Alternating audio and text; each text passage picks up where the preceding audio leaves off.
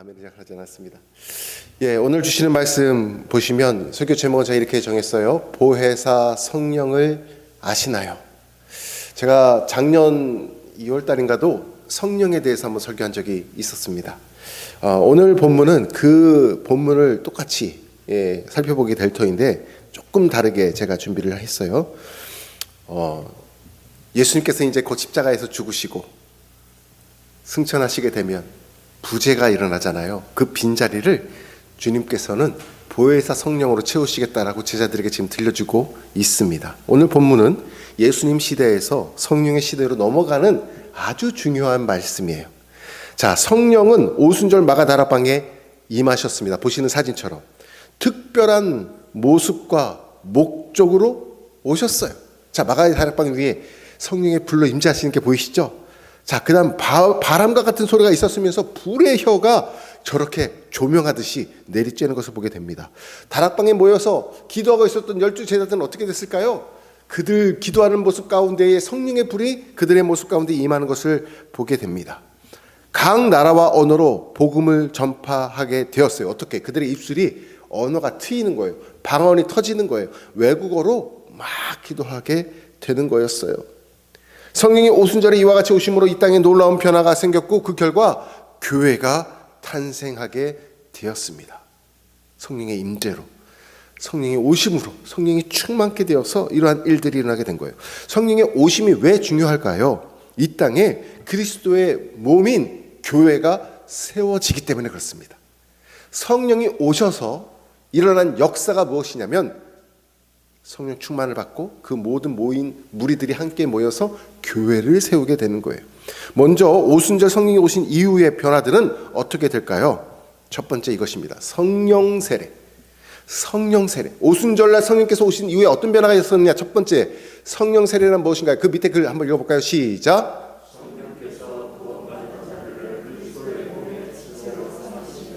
네, 인치시는 거예요. 인치시는 거예요. 하나님의 자녀로 딱 인치시는 거예요. 어떤 지체가 되는 거예요? 그리스도의 몸의 지체로 삼으시는 거예요. 성령 세례를 받으면 하나님의 백성이 되는 거예요. 할렐루야. 성령이 오시지 않으면 이런 역사는 일어나지 않습니다. 성령이 오시면 일어나는 첫 번째 역사가 뭐냐? 성령 세례를 받게 되는 거예요. 하나님의 백성으로 그리스도의 몸의 지체로 삼으시는 행위예요. 고린도전서 12장 12절과 13절에서는 이와 같이 말씀을 합니다. 고린도전서 12장 12절과 13절 말씀 한번 같이 읽겠습니다. 시작.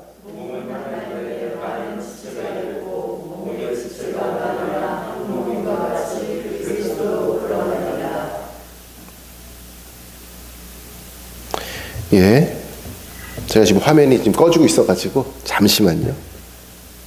어쩔 수가 없네요. 네, 고린도전서 12장 12절과 13절 말씀을 지금 우리가 읽었습니다.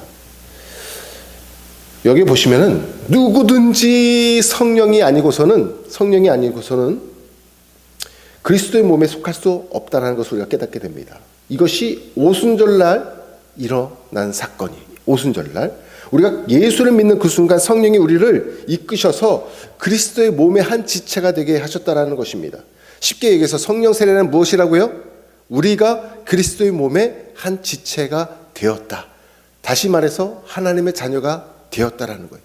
성령으로 인치심을 받았다라는 것이 성령 세례를 받았다라는 것입니다. 다시 말해서 이제 성령 세례를 받은 사람은 어떤 것을 경험하게 되느냐? 이거예요. 두 번째 넘겨주세요. 성령의 내주하심입니다. 성령의 내주하심. 자, 그럼 성령의 내주하심 들어보셨죠? 이게 무엇일까요? 그 밑에 있는 글 한번 읽어볼까요? 시작.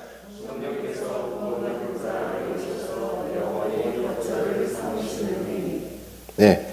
두 번째로 성령이 내주하시는 것은요, 우리에게 임하신다라는 것인데, 성령 세례를 통해서 우리에게 임하시는데, 성령께서 우리 안에서 떠나지 아니하시고 영원히 내주하시는 거예요. 거하시는 거예요. 그러면서 우리를 다스려 주세요. 그것을 성령의 내주하심이라고 말합니다. 구원받은 자는 성령께서 떠나지 않으십니다. 단 우리가 성령을 회방할 때, 성령의 일을 거스릴 때는 성령의 능력이, 성령의 일하심이 소멸되는 것을 볼 수가 있어요. 그러나 떠나지지는 않습니다. 요한복음 14장 16절 말씀을 보십시오. 제가 읽어드릴게요. 내가 아버지께 구하겠으니 그가 또 다른 보혜사를 너희에게 주사 영원토록, 다시 말합니다, 영원토록 너희와 함께 있게 하리니. 할렐루야. 떠나지 않으십니다. 영원히 우리와 함께 하시는 분이시는 거예요. 고린도전서 6장 19절에 이렇게 말합니다. 고린도전서 6장 19절 같이 읽어볼까요? 시작.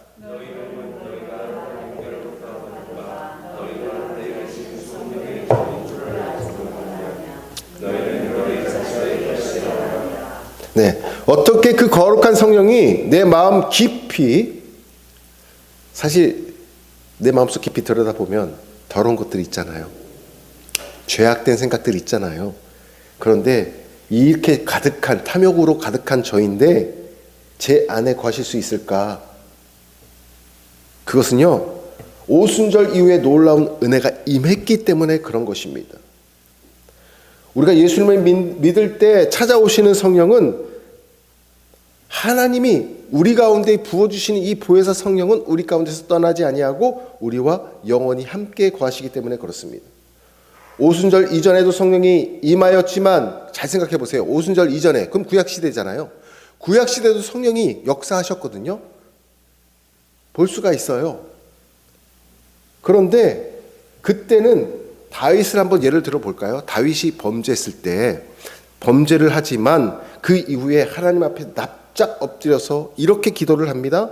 주여, 주의 성령을 내게서 거두지 마소서. 다윗은 이렇게 고백을 해요. 그런데 사울은 어땠을까요? 이런 고백이 없었어요.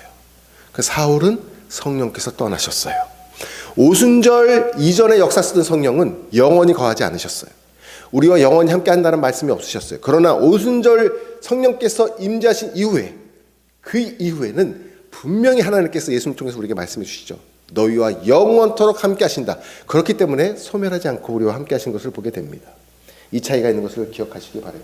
지금 우리 안에 내주하시는 성령을 모시고 살아가는 은혜가 있기를 소망합니다.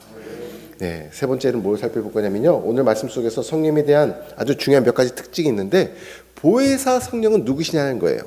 자, 보혜사 성령은 세 가지로 정리할 수 있습니다. 첫 번째, 같이 읽어볼까요? 밑에 있는 걸 시작. 네, 오늘 본문에서 주님이 가르쳐 주시는 성령에 대한 몇 가지 사항입니다. 성령이 누구시냐는 거예요. 성령은 예수님처럼 우리를 돕고 위로하시는, 그리고 우리를 상담해 주시는 삼위일체 하나님이시라는 것입니다. 성령 하나님은 막 성부 하나님께서 막 부리시는 종이 아니에요. 성자 예수님이 부리시는 종이 아니에요. 동일한 인격체시로서 하나님이십니다. 예수님은 성령님을 보혜사라고 표현을 하시는데, 잘 아실 거예요. 파라클레토스. 파라는 옆에란 뜻이고 클레토스는 돕는 자란 뜻이에요. 오늘날로 표현하면 변호사가 되겠죠. 우리를 상담해주고 우리를 도와주고 우리를, 그쵸? 위로해주는 이러한 역할을 합니다. 자, 그런데 한자로 보혜사, 한자로 보혜가 어떤 뜻인지 아세요?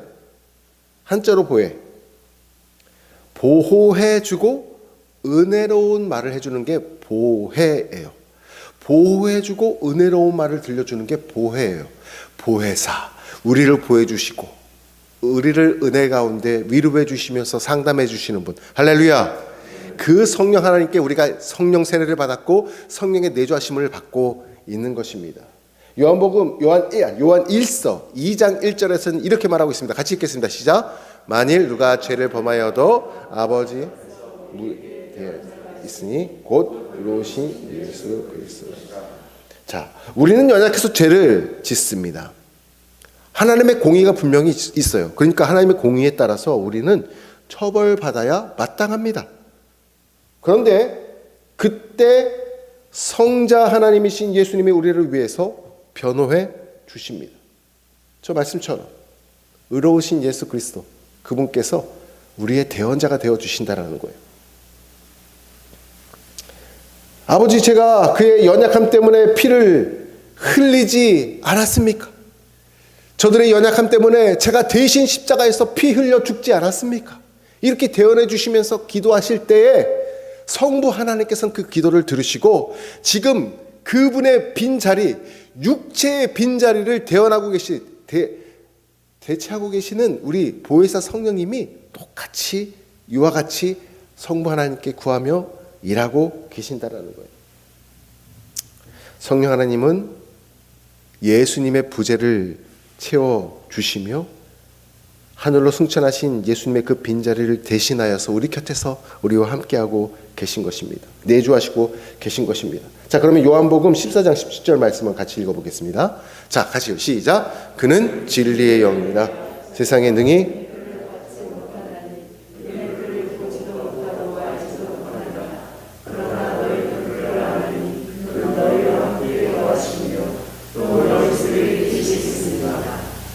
저자 요한이요, 지금 보면은 대조하고 있는데 뭐냐면 세상과 우리를 대조하고 있어요. 이 말씀에 보니까 비교하고 있어요. 세상은 성령을 알지 못한다라고 말씀하고 있습니다. 왜냐하면 세상은 오직 눈에 보이는 것으로 모든 존재를 인지하기 때문에 그렇습니다. 그러나 우리는 성령을 압니다. 성령 눈에 보이십니까? 보이지 않죠. 바람과 같이 왔다고 그랬어요.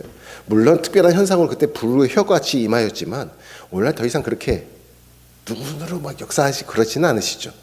자, 그런데 보시면 굳이 눈으로 보려고 확인하려고 하지 않는 게 우리의 신앙이에요. 왜냐하면 느낄 수 있으니까. 성령은 눈으로 보려고 해서 알 수 있는 분이 아니라는 거예요. 성령은 우리 눈에 보이지 않는다고 해서 그렇다고 해서 우리 안에 계시지 않는 것도 아닙니다. 성령은 우리 안에 거하고 계시는데 그분 안에 우리가 살아가고 있는 것을 느낄 수 있어요. 자, 이 사진 하나 보여주십시오. 제가 예를 하나 들어드릴게요. 저희가 바움성품연구소가 나가가지고 아이들 만나서 성교육할 때 요 컷을 제가 띄워주고 제가 강의할 때 이 이야기를 아이들에게 들려줍니다. 특히 교회에서 강의할 때. 태아는 몇 개월 만에 태어나게 될까요? 10개월, 40주죠. 근데 태아가 이런 얘기를 하는 거예요. 저도 한번 얘기한 적이 있었습니다. 태아가 이런 얘기합니다. 엄마가 어디 있어요? 엄마란 거 존재하지 않아요. 엄마 눈에 보이지 않는데 엄마가 어디 있어? 난 여기서 행복하게 잘 살 거예요. 엄마 필요 없어요 라고 얘기를 해요. 난 여기서 잘 먹고 잘 살 거예요 라고 얘기를 해요. 엄마가 안 보이는데 엄마가 어디 있어? 자, 그런데 그거 아세요? 이 태아는 40주가 지나고 10개월이 돼서 출산하게 되면 누구를 만나게 돼요? 엄마를 만나게 돼요. 이 세상이 세상 사람들이 태아와 같이 똑같이 말하는 거예요. 하나님은 안 계시다라는 거예요. 하나님은 보이지 않는다라는 거예요. 그런데 우리가 언제 하나님 만나게 돼요? 하나님께서 부르시는 날 하나님 얼굴을 대면하게 되는 거예요. 그때는 천국과 지옥으로 갈림길에 서 있고 하나님을 온전히 믿었던 사람들은 눈에 보이지 않는 하나님을 마음으로 믿고 마음으로 보고 함께했던 자들은 하늘의 상급을 받고 천국에서 가는 것이고 그렇지 않은 자들은 지옥의 형벌에 처하게 되는 것 아니겠습니까? 우리는 성령의 내주하심을 통하여서 그분의 도우심을 받고 살아가는 주님의 권속들인 줄 믿으시기를 바랍니다. 그 다음 우리가 살펴볼 것이 이거예요. 성령이 하시는 일은 무엇일까? 그러면 성령이 하시는 일은 무엇일까요? 밑에 같이 읽겠습니다. 시작. 진리의 말씀을 가르치셔가지고 생각나게 하신다라는 거예요.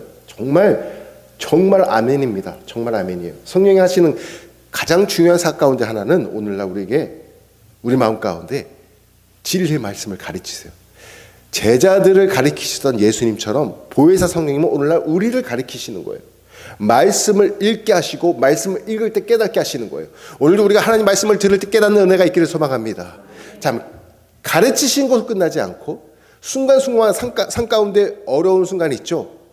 하나님을 묵상할 때가 있죠. 그때 가르치셨던 그 말씀이 떠오르게 하시는 거예요. 할렐루야. 할렐루야. 무엇을 먹을까 마실까 입을까 염려하지 말라.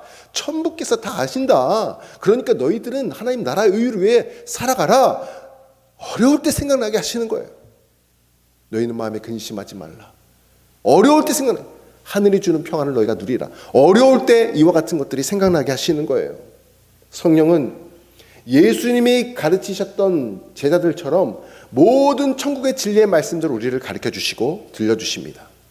그래서 중요한 게 있어요. 우리가 해야 할 것이 있습니다. 하나님 말씀을 가까이 하시기 바랍니다. 디모데후서 3장 16절 말씀 같이 읽겠습니다. 네, 디모데후서 3장 16절 말씀요. 네, 같이 읽겠습니다. 시작. 모든 성경은 하나님의 감동으로 된 것을. 네, 모든 성경 하나님의 교훈가로 교육하기에 유익하니라고 말씀하고 있죠. 그런데 모든 성경 하나님 감동으로 된 거예요. 네, 우리 성경은 하나님이 감동으로 쓰여졌어요. 예. 수십 명의 제자들이 다 썼습니다. 그러나 각기 다 자기가 쓴 것 같지만 하나님이 감동으로 쓰여졌다라는 거예요. 그래서 하나님의 말씀이에요. 하나님의 말씀을 우리가 성령을 통해서 가르침을 받고 또 떠오르게 하시고 생각나게 하신다는 것이 오늘 주시는 말씀입니다. 그래서 주님께서 이렇게 말씀하세요. 요한복음 14장 23절에 이렇게 말씀해 주십니다. 같이 읽겠습니다.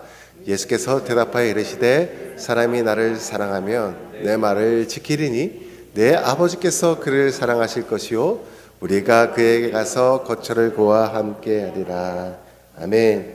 주님을 사랑하는 우리에게 주님께서 이렇게 말씀하세요. 주님을 사랑하고 그분의 말씀을 듣고 지키려고 노력하는 자와 함께 하시겠다라고 지금 말씀해 주고 있어요. 아멘입니다. 얼마나 감사해요. 성령은 우리에게 진리를 가르쳐 주시고 우리와 함께 하십니다. 그래서 날마다 성경을 묵상하고 그리고 더 나아가 암송하고 그리고 연구하고 공부하는 게 중요해요. 이와 같은 삶을 사시기를 축복합니다.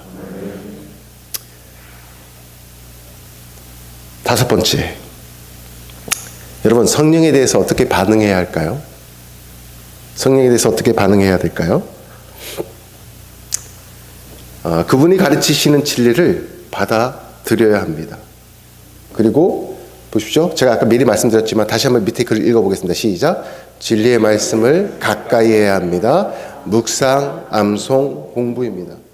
자, 우리에게 진리의 영이신 성령께서 말씀해 주십니다. 깨닫게 하십니다. 자, 그리고 나서는 그것을 우리가 떠올리기 위해서 공부해야 되는 거예요. 말씀을 읽지 않고서는 결코 떠올릴 수가 없어요. 읽지 않았는데, 우리가 암송하지 않았는데 어찌 위기의 순간에, 어려움의 순간에 하나님을 찾을 때에 그 말씀이 떠오르겠어요.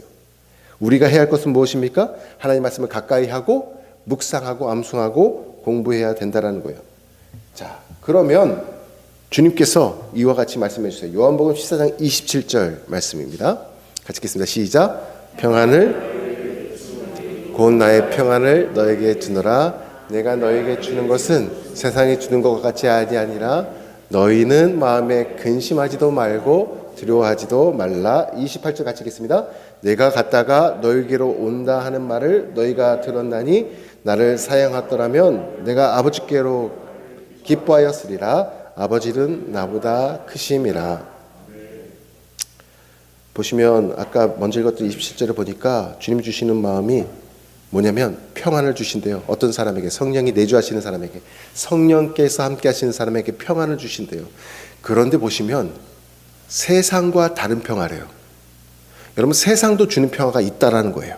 이 말을 달리하면 세상도 주는 평화가 분명히 있어요. 뭐 돈이 주는 평안도 있어요. 에? 번영이 주는 평안도 있고 승승장구하는 평안도 있습니다. 그러나 그것은 일시적인 거예요.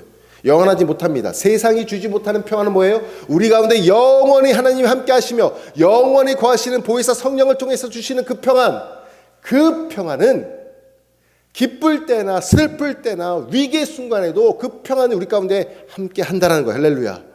이 평안을 누리라는 거예요. 그 안에 거하는 사람, 아버지께 거하는 사람, 하나님의 사랑에 거하는 사람은 하나님이 기뻐하신다라고 말씀해주고 있습니다. 성령 충만한 자에게는 마음의 근심이나 염려가 없습니다. 세상에 대한 목마름이 없습니다. 성령으로 충만한 자 한번 보십시오. 얼굴빛이 달라요. 대화하는 것을 보십시오. 눈빛을 보십시오. 염려가 어디 있을 수 있겠습니까? 어떤 상황에도 감사할 수가 있어요. 어떤 상황에도 희망을 품습니다. 어떤 상황에도 소망을 품고 인내하는 사람이에요. 구원이 무엇인지 잘 알기 때문에 이와 같이 행동할 수가 있는 것입니다. 성령께서 이 땅은 잠시 잠깐이요 죽음 이후에 놀라운 삶이 있다라고 우리에게 말씀해주고 있기 때문에 그렇습니다. 밥을 먹는 어른은 잘 생각해 보세요. 밥을 먹는 어른은 다시 분유를 먹고 싶어 하지 않습니다. 성령으로 한번 인치심을 받고 성령으로 충만을 경험한 사람은 다시 세상이 주는 평안을 찾지 않습니다. 할렐루야. 이 은혜가 있기를 소망합니다. 그러므로 날마다 우리가 성령을 갈망하면서 성령을, 내 안에 계신 성령을 회방하지 않고 성령과 늘 동행하면서 그분이 주시는 은혜를 누리며 살기를 소망하는데, 마지막으로 성령 충만이 무엇인지 다시 한번 짚겠습니다. 성령 충만. 밑에 있는 글을 한번 읽어볼까요? 시작. 자, 성령 충만은 성령께 온전한 지배를 받는 것이, 달리 말하면 이거예요. 내가 성령의 능력을 막 가지고 와가지고 이 땅에서 막 펼치는 거 B입니다. 아니에요. 내가 성령의 능력을 가져와가지고 막 살아가는 것 아니고, 내가 성령의 능력 안에, 성령의 지배 안에 내가 들어가는 거예요. 이게 성령 충만입니다. 성령께 온전한 지배를 받는 거. 할렐루야. 성령의 내주하심이란 성령 충만이에요. 성령 충만이라는 건 뭐예요? 성령의 지배를 받는 거예요. 성령의 다스림을 받는 거예요. 하나님의 백성으로서 좌로나 우로나 치우치지 않냐고 하나님의 다스림을 받으면서 정도의 길을 걸어가는 거예요. 월, 화, 수, 목, 금, 토 주일에 이르기까지 하나님과 이렇게 동행하는 은혜가 있기를 원합니다. 성령 충만한 삶을 살기를 소망합니다. 이제 말씀을 정리하겠습니다. 성령 세례 제가 뭐라고 말씀드렸어요?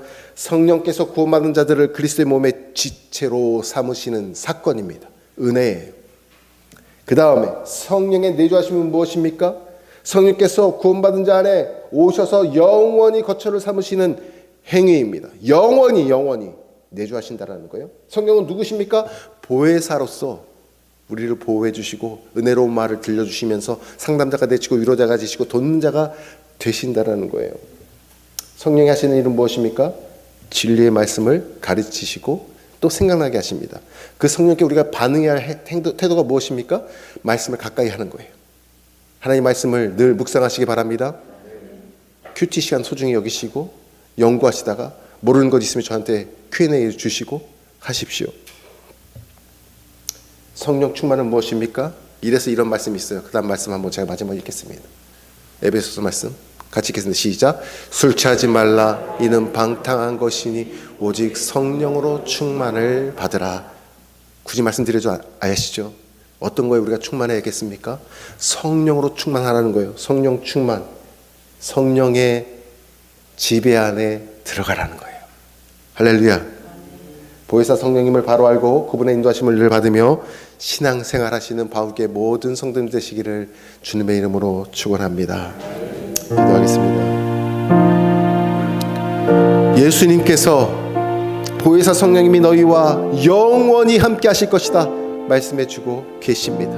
우리는 모두 다 성령 세례를 받아서 성령의 내주하심 속에서 성령과 영원히 함께하는 자들이 되었습니다.